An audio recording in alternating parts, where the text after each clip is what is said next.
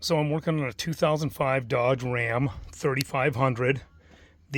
Call them the up-down motors that adjust the seat up and down and change the pitch forward and backwards have failed. So I watched a couple videos on how to fix these, and I was like, oh, God, that looks like a complete nightmare. So I was like, well, they're probably just going to stay broken. But before I gave up, I figured I'd give it a try, see if I could figure out an easier way to do that. I'm glad I did, because I figured out a very easy way to do this. Start out, remove all the switches for the power seat. That's pretty much self-explanatory. Then take the 4 bolts out of the corners of the seat, 13 millimeter. They're very easy to get to. You got to slide the seat rack forward to get the front ones out. But then remove the seat, and then the roll pins that hold these 2 motors in are a little bit of a challenge to get to. That seems like that's the biggest pain in the butt about doing this without taking this whole rack out, because the videos that I saw all were saying that you had to remove this center console and this bracket that goes from the seat up under here. There's one in the back that goes up underneath here. It just is a nightmare. It takes like hours to get all the interior stuff apart.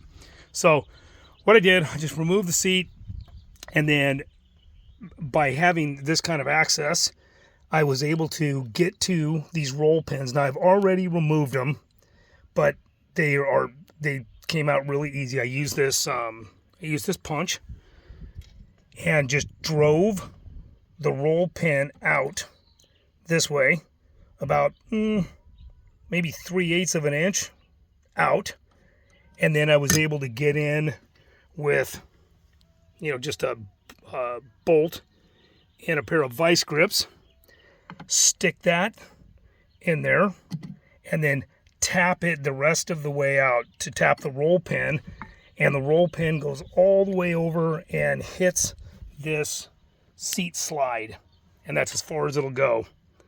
Once you get it out that far, you have to remove this pin right here. Obviously, I've already taken that out. So you can drive that out with the same chisel. Take that out. Then it allows you, if you grab the front of the seat and just lift the whole seat up, this whole bracket, you can grab this motor and it comes right out. And this is the part number if you're going to order a new one. I think you can see that one. So that's for the front. And the front one has this metal piece on it. The rear one's all plastic. Then you do the same thing with the back one. Drive that roll pin out. Then grab the back of the seat. Lift it up. Take this back pin out. And then remove the back motor. Here's the part number for the back. This is the back seat adjust up and down. So then you get those taken out. Literally took maybe 40 minutes.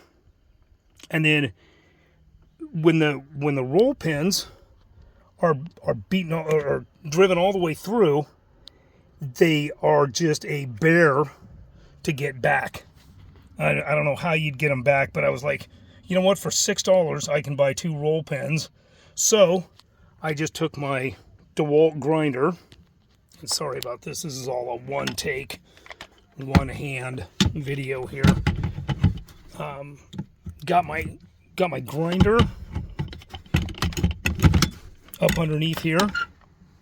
Put the grinder like this, as you can kind of see. Well, hopefully. Anyway, I was able to cut the roll pins off. Okay. And get those out. And then once I got the roll pins cut off, I just drove what little bit was left through the rest of the way. And so what you end up with is, that's the long part of the roll pin. That's the short part of the roll pin. I just cut them off. Big deal. $3 a piece.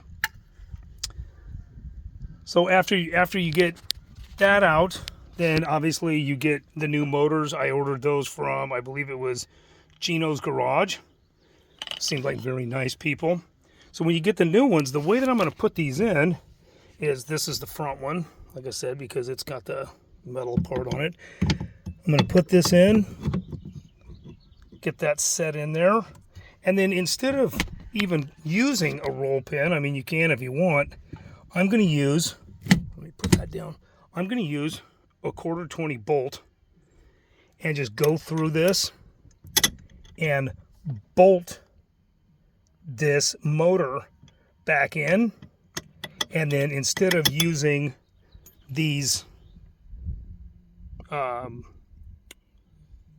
pins, I'm going to get a bolt, and I'm going to bolt the end of this tube nut right here. I'm going to bolt the tube nut back to this bracket, and that's what makes the seat go up and down. So figured these motors lasted, I don't know, 20 years, 18 years.